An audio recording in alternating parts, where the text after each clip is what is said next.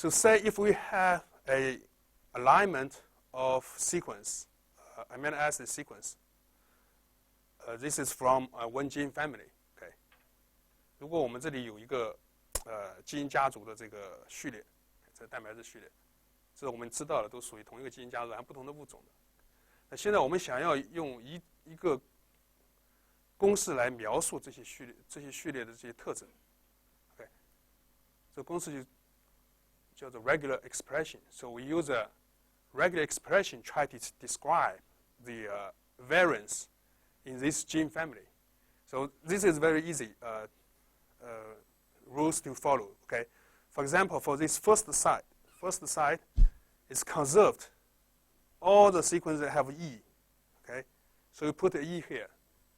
So which suggests any sequence from this gene family, the first site should have E, because we only observe E in this gene family. That's easy, okay? For the second one, if you can see it, for the second column, it has T, and also has two M, okay? And because the T and M, they are very different. The amino acids, they have different polarity of different side. They are very different. Because if we could have a very different amino acids on this column, the second column, so we could have any of these 20 amino acids. So that's why you put an X here. Okay, so we can put a T or M or any of these 20 amino acids, because this T and M, they're too different. Okay, and for the third column, we have D, and we have E.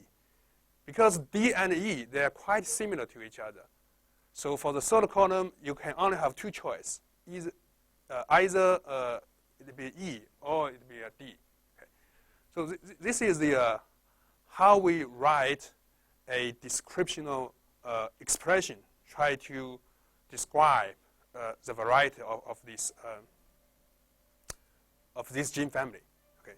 So this is called a regular expression.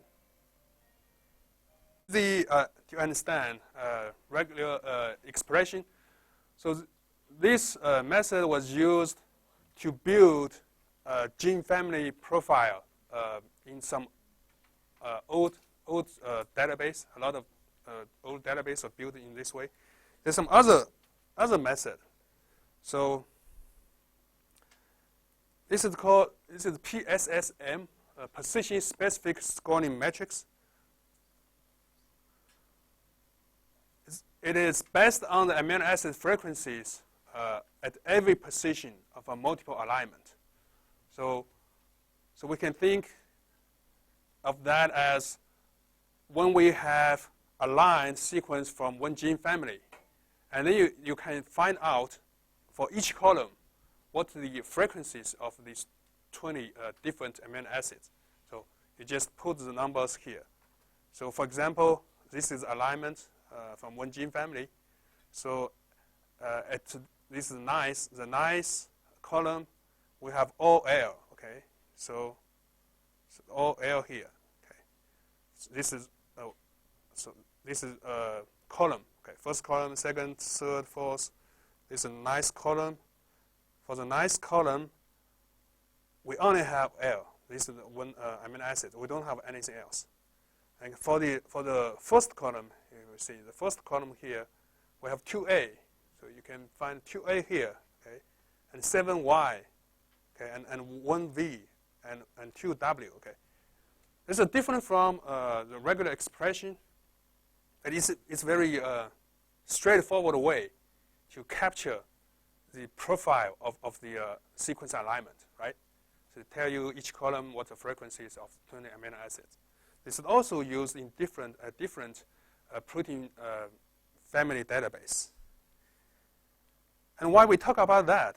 And because in the GenBank BLAST search, it has, as I said, it has different flavor. Some of them use these profile data, like there's a SciBLAST.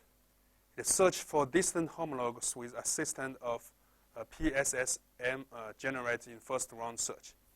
So for sometimes we want to find if there's any sequence in the database. Okay, we want to find what sequence is similar to the query sequence we have. But sometimes the similarity not very high, but we still want to detect that. So this is how it do it. So first it will do a blast search and find out all the sequence, all the hits, and use these hits to build a profile, the PSSM profile, and use that data to help do another round of searching. So it will reiterate the search for a few times. So in this way, you can find what they call distance-related homologs. So for example, if we want to find some homologs between the lamprey, like a professor in our college studied lamprey, between lamprey and the mammals. So they're not very similar to each other. If we use a regular blast search, you will not find the hits. But if we build from here, so you can find a distance-related search. And this one, the PhyBlast, they use the regular expression for the homolog search. Another one is MegaBlast. It has been quite popular these days. So the MegaBlast uses different algorithms, and it's much faster than the regular blast search, but it can only detect high similar sequence. So if you have some sequence from the same species or very similar genes, you want to see if you can find those in a database, and if you have a lot of that to do, you can use MegaBlast. So this is a different flavor of the blast algorithms. Website of NCBI. Okay. So I know some of you have already visit or use these tools. So on the NCBI, so you know you can upload your sequence and download sequence. Also, there's a blast tool here. You can blast here. You click the blast.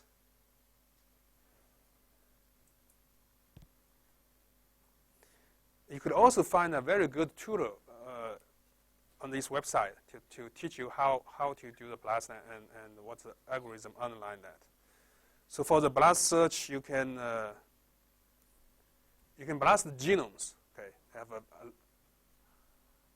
a lot of genome sequence. So if you know you're working on zebrafish, you have some new sequence. You can put your sequence here and blast the genome. And for the basic blast, the algorithms we just talked about, you can do nucleotide blast or protein blast. Or this blast X, search protein using nucleotide, translated nucleotide, or do the vice versa. So you can select those. For example, in the nucleotide blast,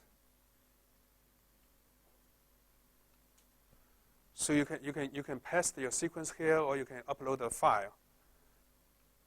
And from the database, you can choose. So they have different database. Okay. So these NR, no redundant nucleotide database, and also there's some transcriptome, some other database you can choose from.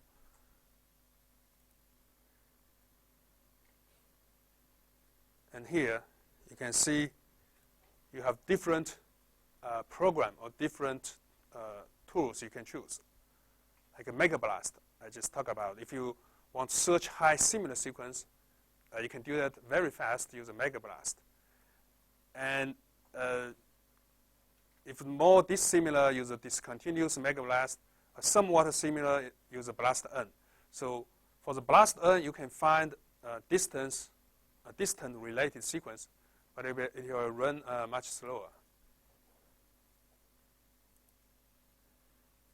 And if you do protein blast, there are also different algorithms, like the PsyBlast and PhyBlast we just talked about. So next time when you do blast search, you can think about what your objectives, what you want to find from this blast search. If you want to identify distantly related sequence, you may want to use a different algorithm. You don't use a default. Okay, you can use a different tools. Any questions?